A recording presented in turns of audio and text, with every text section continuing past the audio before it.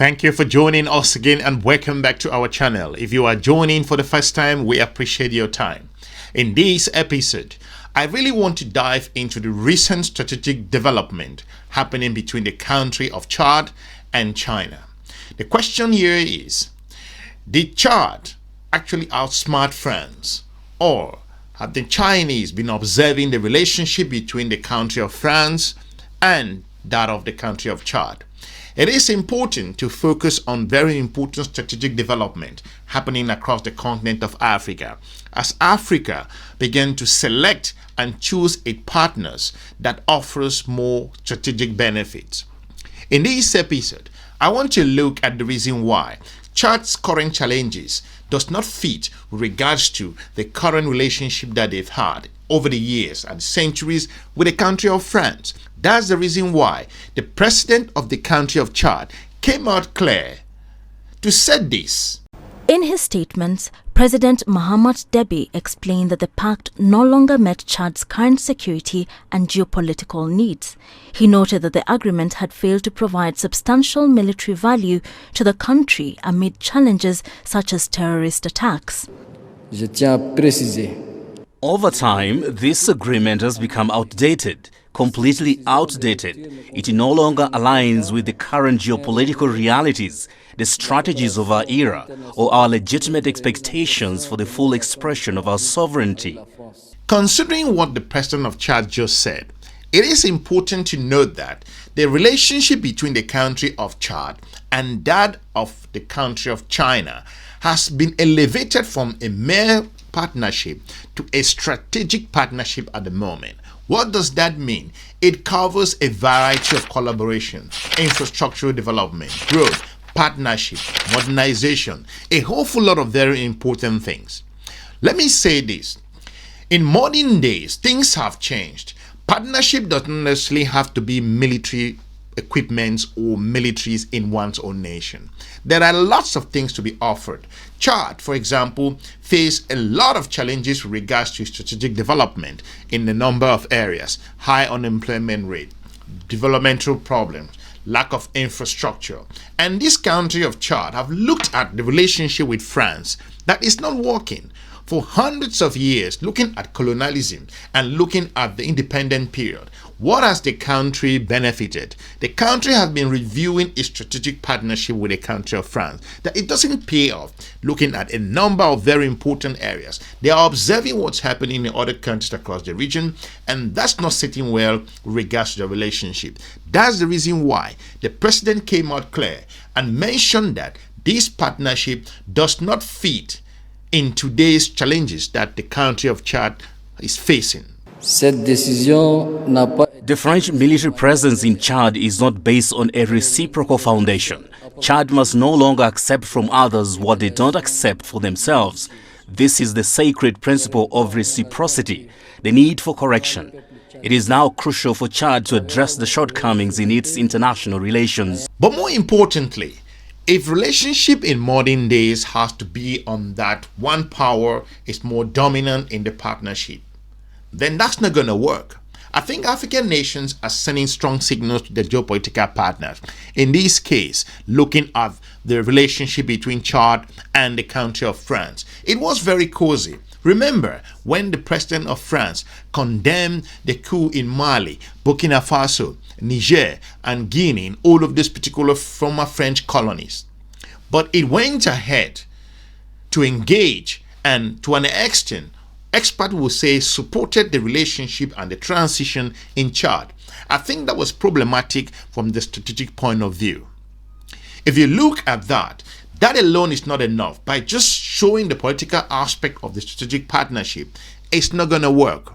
Chad has fundamental challenges, developmental problems like I pointed out. The people of Chad are beginning to ask questions. Where is this relationship heading to? They are looking at the Chinese investment, development across other standard gauge railway, across East Africa, and more partnership that are of equal to an extent. It is important to note that not just these leaders are making this decision, it's the African people. The citizens of these countries are tired of the same old. How could you, for example, do the same thing and have different result? That's the problem with regards to what Chad was facing with France. So, as you see, France's troops are drawing down in the country of Chad. Recently, a new base was handed over to the country of Chad. It's an important collaboration aspect that France understands that the relationship, to an extent, they have failed as well to deliver. France also has its own responsibility that it only focuses its strategic partnership on the military aspect. These are old days of doing things. There are more fundamental economic development problems that countries face. Healthcare challenges, hospitals needed to be built, economic degradation, high inflation rate, a number of insecurity problems. So you can't just focus the partnership on the security aspect. There are a lot of social challenges and economic problems, infrastructural growth and development that are needed in today's economic partnership. That's why China continues to eat into this partnership and relationship across the continent. It's not by magic. It's pretty clear. China's Foreign Minister Wang Yi has wrapped up his annual Africa tour, a tradition that spans over 3 decades. Wang Yi is also a member of the Political Bureau of the Central Committee of the Communist Party of China. Now, this visit underscores China's deep commitment to its partnership with Africa. This year's 4-nation trip took the foreign minister to Namibia, Congo Brazzaville, Chad, and Nigeria. Now, implementing the outcomes of the 2024 Beijing summit of the Forum on China-Africa Cooperation underpinned Wang's discussions with leaders of these 4 African nations. And this week on the program, we'll explore the symbolism of this 35-year-long practice, as well as the highlights this year. And of course, what lies ahead for China and Africa. If you look at the strategic document and the approach, looking at the FOCAC approach that Wang Yi, the foreign minister of China, brought to the country of Chad, is an indication on why I said earlier that the partnership has moved from a mere partnership to elevated to a strategic partnership. This is important. Why is this relevant? Well, it is important to note that the China-African modernization proposal, it's an indication where it falls in line with what the country of Chad is looking for. For example, China will be engaging in terms of zero tariffs for specific items in the country. This involves number of goods, items, and a lot of commodities that will be moving from point A to point B between Beijing and also to N'Djamena. These are relevant partnership. It involves billions of US dollars. This is what China is looking for, and this is what the country of Chad will be looking for. The entrepreneurs in Chad, the economic partnership in Chad, businesses in Chad will benefit in terms of the zero tariffs. If you look at China building Africa's interconnected network, communications and transportation in Africa has been a problem over the years. And this is something that China is helping the continent of Africa to solve this problem. Is it 100%? Not at all. There are some flaws involved in certain areas. But African partners are saying that it is better. African people actually need to see roads. They want to see rails moving, to move crops from the hinterlands to the cities, to transport all of these goods that are needed to keep the economy running, to keep their countries running, to keep the regional partnership running, to also look at the African continental free trade area, which is at the implementation phase at the moment. Without an effective communication network, nothing is going to happen. So this is important. So if China talks about building Africa interconnection network, this is an important thing that Africans are looking for. China's Foreign Minister Wang Yi has now concluded his 2025 4-nation African tour.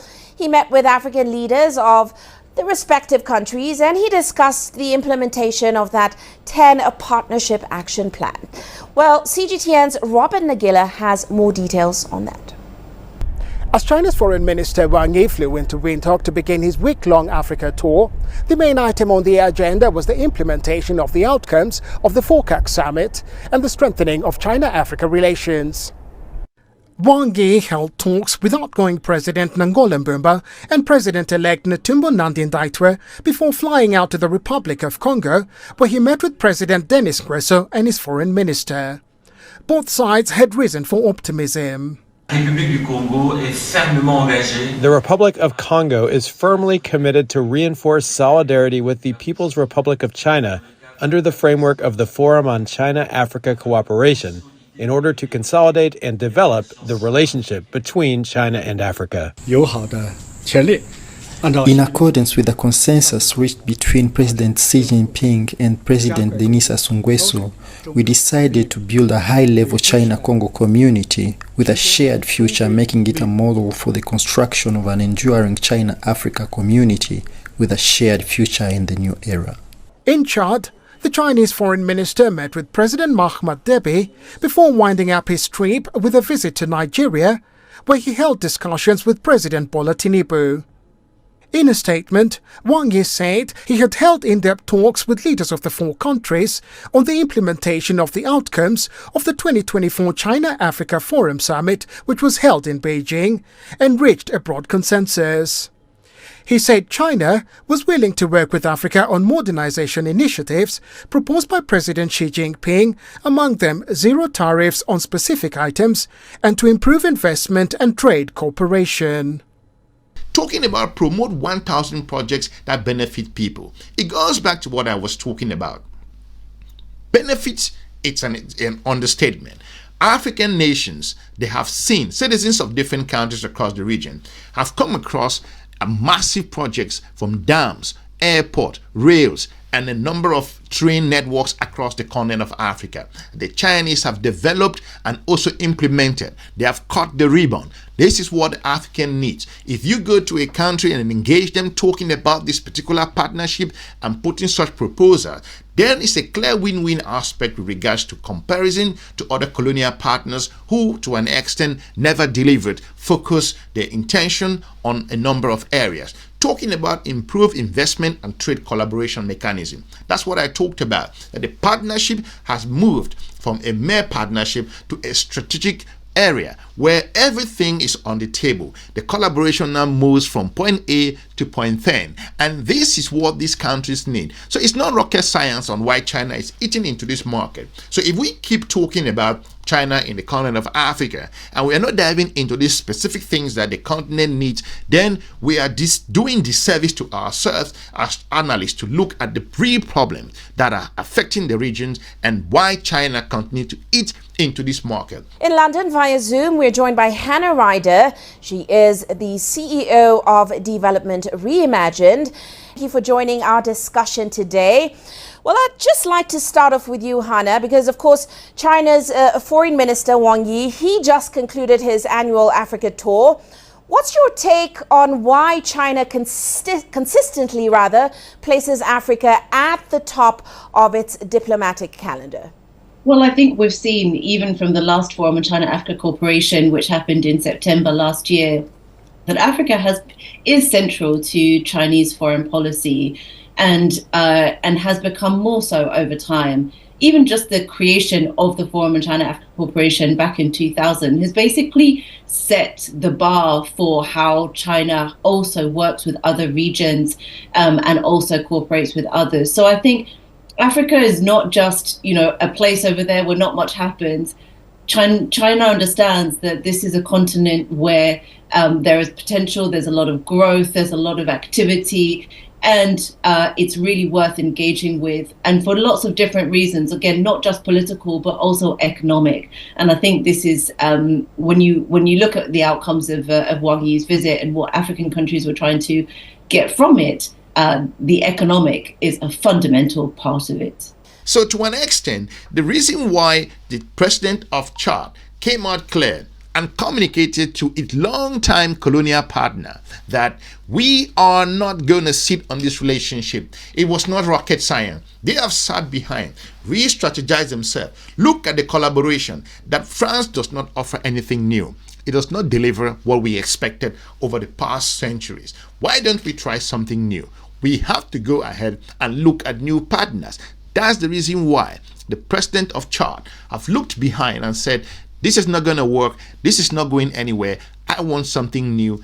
That's why Wang Yi got into this country, and other nations across the continent of Africa are observing very closely, like I've pointed out. So China in the continent of Africa is not magic, it's not rocket science. They are doing what the people of the continent need. So Africa has gotten to a point where it starts assessing every one of a strategic partnership. So Chad is no different. So the events happening in the country of Chad and also France, including China, it's not by magic. And that's why Chad also asked the United States of America to leave its territory. And that's important. These countries want to start picking up themselves and re-strategizing their own future, because today's age, any country that does not understand the importance of geopolitics and why you need to readjust your strategic engagement and select your partners from a win-win angle, then you are making a huge blunder that will go ahead and turn around and bite you